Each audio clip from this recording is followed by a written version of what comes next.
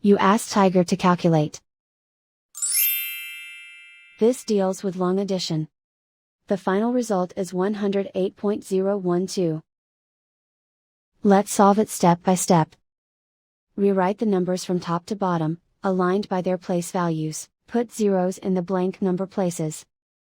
Add up the digits in each column, from right to left.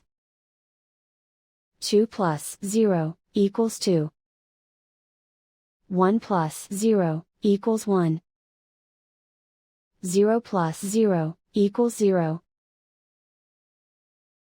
8 plus 0 equals 8. 2 plus 8 equals 10.